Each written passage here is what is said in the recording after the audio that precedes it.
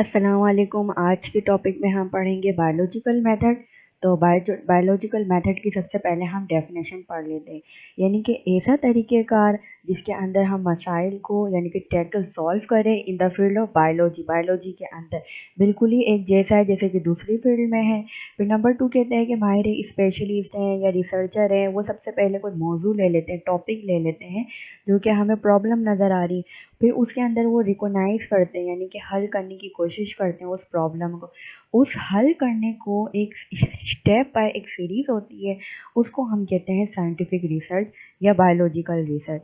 तो सबसे पहले हम स्टेप में आ जाते हैं। नंबर वन स्टेप में आजकल कैसे रिसर्च होती है वो मैं आपको बिल्कुल रिसेंटली बताती हूँ।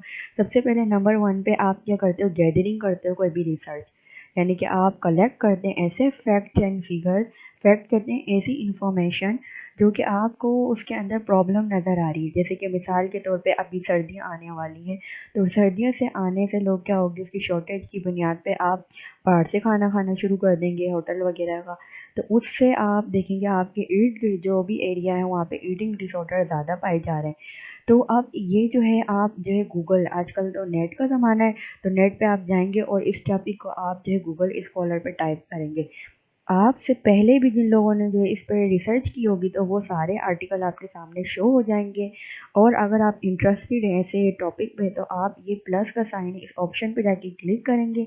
जैसे ही आप क्लिक करेंगे तो यहाँ लिंक प्रोवाइड है, ये डॉक्यूमेंट आपके पीसी या जो भी आपका लैपटॉप है वहाँ पे जो है ये डॉक्यूमेंट सेव हो जाएंगे। आप पहले इसको रीड करेंगे आर्टिकल को, यानी कि आप इंफॉर्मेशन गैदर करेंगे। फिर आपकी बुक में क्या कहता है, सबसे पहले हमने ऑब्जर्वेशन की। ऑब्जर्वेशन यानी कि हम सबसे पहले इन्वेस्टिगेशन स्टार्ट करेंगे कि हमारे इर्द गिर्द क्या मसाइल है, यानी कि मसाइल ऐसे होने चाहिए जो कि लिविंग ऑर्गेनिज्म पे अफेक्ट करे। अब मिसाल के तौर पे कोई सुई गैस है, तो सुई गैस जो है, अब हम ये नहीं देखेंगे कि हमारा मीटर कैसा है, कि सुई गैस जो है पाइपलाइन का इशू था या बिल नहीं परफॉर्म थे। हम ये देखेंगे सुई गैस से हमारे बायोलॉजी यानी कि हेल्थ पे क्या इफेक्ट पड़ा, यानी कि उनकी ओबेसिटी यानी कि वज़न या बीएमआई बढ़ा, ये क्या बढ़ा, यानी कि साइंस, यानी कि उन्हें स्ट्रेस था, डिप्रेशन था, या जो भी हम कोई भी टॉपिक सेलेक्ट करेंगे स्पेसिफिक, और वो बायोलॉजिकल यानी कि साइंस की रोशनी में ही वो मसाइल हल करेंगे। ऑब्जर्वेशन जो होगी वो हम कलेक्ट करेंगे रिलीवेंट इंफॉर्मेशन। ऐसा नहीं है कि हम अपनी तरफ से बातें करेंगे, हम जो है बाकायदा एक ठोस जो होंगे सबूत होंगे, क्लेम्स होंगे, उधर फैक्ट एंड फिगर में बात करेंगे। अब मिसाल के तौर पे यहाँ पे एक रिसर्च है, detection of eating disorder in university student using scoff question. अब ये एक मैंने जो है एक स्पेसिफिक टॉपिक ले लिया, एक मौजू ले लिया जिसके अंदर जो है हम मसाइल हल करेंगे, तो ये ऑब्जर्वेशन हो गई।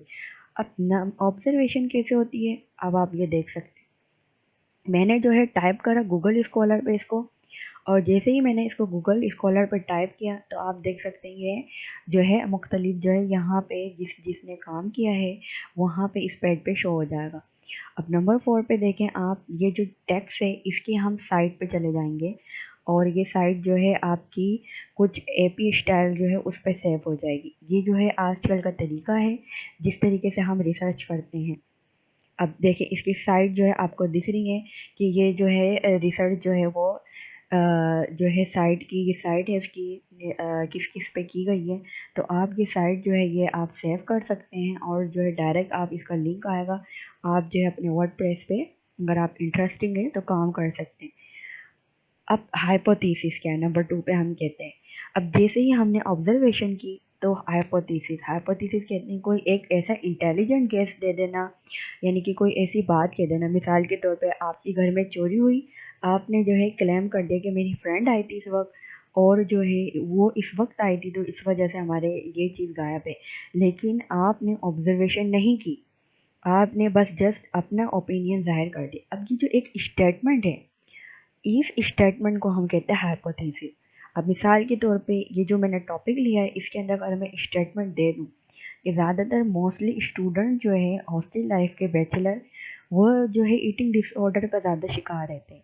ठीक है, हालांकि मैंने अभी ऑब्जर्वेशन नहीं की, ना मैंने कुछ इंस्ट्रूमेंट अप्लाई किया, जस्ट मैंने पहले ही हाइपोथेसिस जो है वो दे दिया है।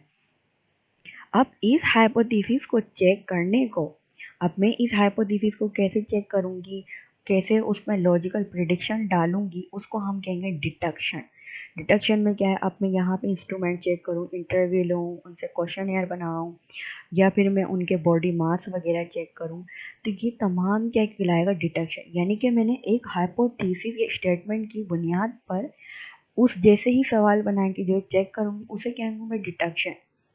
पर अब इस पे हम एक्सपेरिमेंट करेंगे, यानी कि ऐसा हाइपोथेसिस, जब मैंने हाइपोथेसिस बना के जब मैं उन पे एक्सपेरिमेंट करूँगी तो मेरे पास दो ग्रुप होंगे। एक होगा मेरे पास एक्सपेरिमेंटल ग्रुप और दूसरा होगा कंट्रोल ग्रुप। तो कंट्रोल ग्रुप जो होते हैं हेल्दी स्टूडेंट होते हैं, तो मैं हेल्दी स्टूडेंट्स की भी लाइफ देखूंगी, उन पे भी ऑब्जर्वेशन करूंगी, उन पे भी फैक्ट करूंगी, और मैं एक्सपेरिमेंटल ग्रुप का डिसऑर्डर देखूंगी कि उनमें ये क्या वजूहत हैं ईटिंग डिसऑर्डर की। तो अब मिसाल के तौर पे, अब डिडक्टिव और इंडक्टिव में आपको पता होना चाहिए। सबसे पहले तो हम देखेंगे कि ऐसा रीज़न जिसमें हम जो है हाइपोथेसिस को सॉल्व करें। मिसाल के तौर पे, अब जैसे कि मैंने पहले हाइपोथेसिस दे दिया, ठीक है, एक स्टेटमेंट दे दी, उस स्टेटमेंट को यानी कि एक स्पेसिफिक से अब मैं जनरल पे जाऊंगी, यानी कि जो बात मैंने कही है अब उसको मैं सॉल्व करूंगी। अब मिसाल के तौर पे मैंने यहाँ बात की हॉस्टल लाइफ स्टूडेंट की, तो अब मैं उनका चेक करूंगी, जैसे हेल्थ इंस्पेक्टर चेकलिस्ट क्या बनाते हैं, उनकी फूड स्टोरेज क्या है, फ्रीजर एंड रेफ्रिजरेटर मेंटेनेंस क्या है, फूड प्रिपरेशन क्या है, सैनिटेशन क्या है, रिफ्यूज़ एंड गार्बेज डिस्पोजल कैसा है, एम्प्लॉयमेंट की हाइजीन कैसी है। अब ये मेरा डिडक्टिव है, यानी कि मैं हाइपोथेसिस को चेक कर रही हूँ।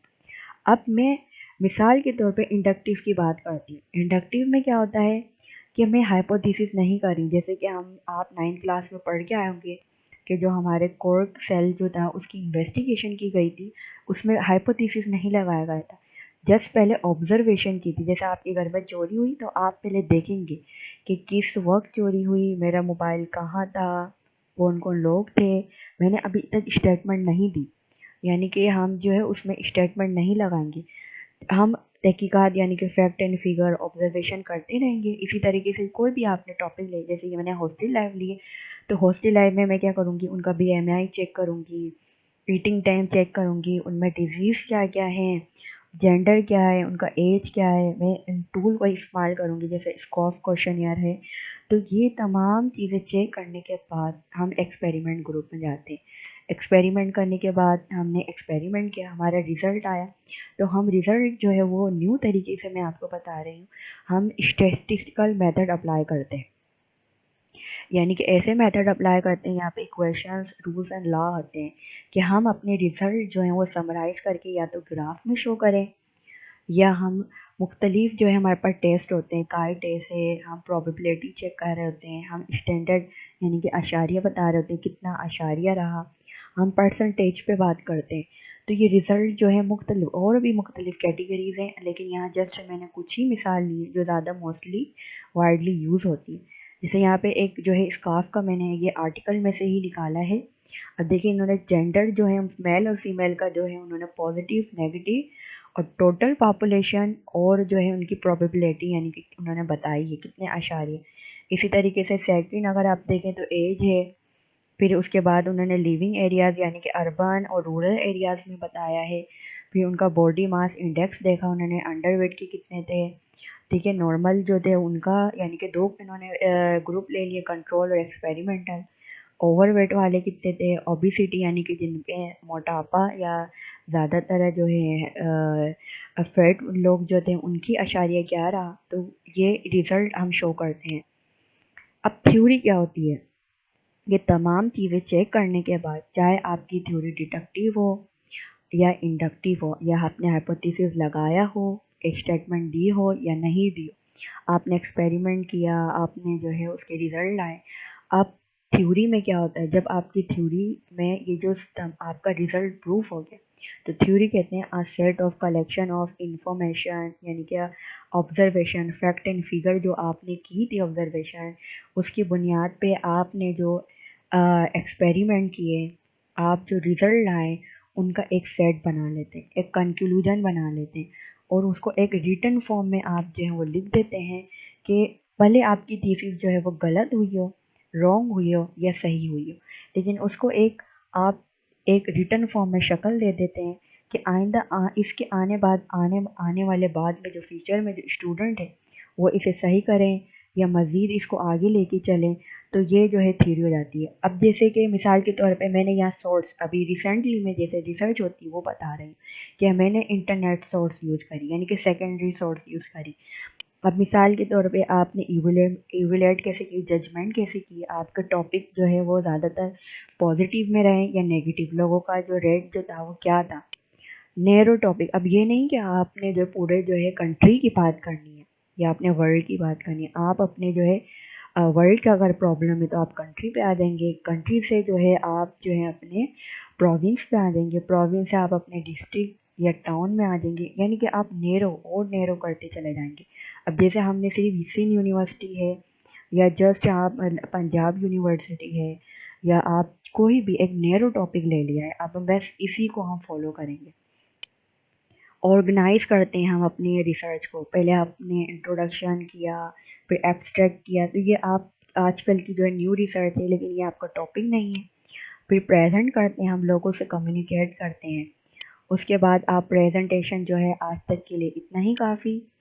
मज़ीद टॉपिक के लिए आप जो है सब्सक्राइब कीजिए, लाइक कीजिए, शेयर कीजिए। अल्लाह हाफ़िज़।